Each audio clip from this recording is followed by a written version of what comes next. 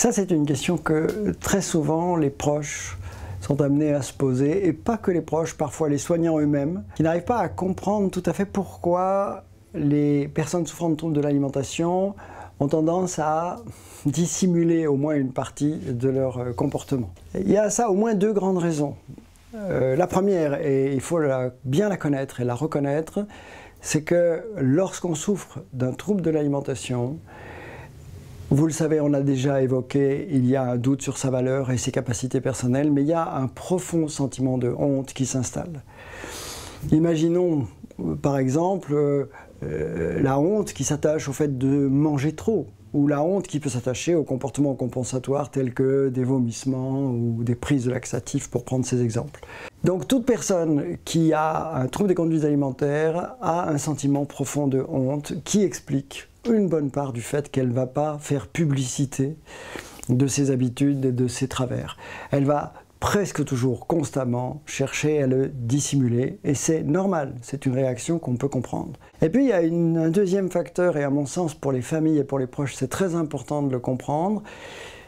Lorsqu'on est un proche et qu'on commence à voir ou à percevoir ou à sentir que quelque chose ne va pas, il y a un élan naturel qui va consister à essayer d'aider ce proche, cet enfant par exemple, à sortir de ça, mais parfois de manière pas toujours si efficace et pas toujours si adaptée qu'on croit. Intervenir, discuter, critiquer, commenter ce que fait cette jeune fille par exemple, tenter d'empêcher qu'elle mange ou qu'elle vomisse, tenter de l'aider en la contraignant d'une manière ou d'une autre, provoque chez elle presque immanquablement le besoin de se dissimuler un peu plus. Et donc plus on veut l'aider, et ça dépend comment on s'y prend, plus on risque de l'obliger à s'enfermer et à s'isoler et à se cacher, et à cacher son trouble à l'entourage en général, aux proches en particulier. On retrouve un peu ça dans la thérapie, et je crois que c'est ce qui nous guide énormément en tant que soignants, c'est de dire attention, la réputation idiote, stupide, des patientes souffrant de troubles alimentaires qui est de penser qu'elles sont des tricheuses, des menteuses, des manipulatrices, on entend ça souvent, est tout à fait non fondé. C'est juste qu'elles sont obligées de faire ça parce que le trouble le leur impose et parce qu'elles ne sont pas prêtes à changer et que les forcer à changer, eh bien, ça les oblige à se cacher. Donc nous, en tant que soignants, on va être très bienveillants, empathiques, encourageants. On va parler de tout, mais avec prudence, en sorte qu'elles puissent se dévoiler, se lâcher dans les entretiens, oser dire les choses, oser parler de toute cette honte qu'elles ressentent. Et ça peut déjà beaucoup faciliter les choses. Mais il y a aussi un autre facteur, évidemment.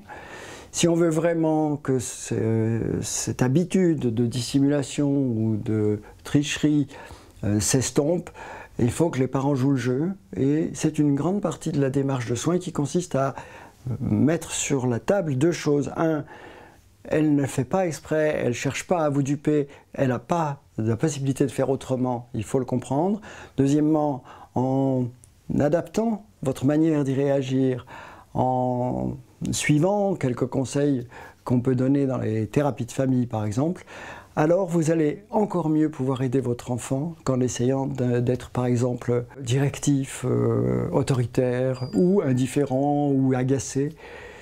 Réaction par ailleurs tout à fait normale et fréquente chez les proches. Donc si je résume ce qui est vraiment important à retenir de cette situation, il y a une sorte d'équipe qui va se former entre la patiente d'une part, les soignants qui vont s'occuper d'elle et la famille. Et ces trois entités doivent collaborer harmonieusement. Si vous arrivez à établir en tant que parent une relation de confiance avec ces soignants, que vous savez que votre fille est dans un mode de prise en charge qui va l'aider, alors vous allez pouvoir faire baisser cette émotion négative comme la tristesse, la colère ou l'anxiété qui sont produits par le trouble, et déjà déstresser une partie de cette relation. Là-dessus, je pense qu'il faut que vous comptiez aussi sur les conseils et les indications que peuvent vous donner les équipes de soins. Prenons un exemple tout simple qui est tellement fréquemment retrouvé dans les familles où un trouble alimentaire s'est installé, c'est le temps des repas. Au moment du repas, Apprendre à ne pas commenter ce qu'on mange, ne pas faire de remarques sur les quantités, la nature des aliments qu'elle a ou pas absorbés. Se contenter, et c'est essentiel, de faire de ce temps-là un temps moins stressé, même plutôt agréable, un temps de partage avec la famille, dans lequel les problèmes, s'il y en a, ne sont pas pointés. Il y a un lieu pour ça, c'est les soins.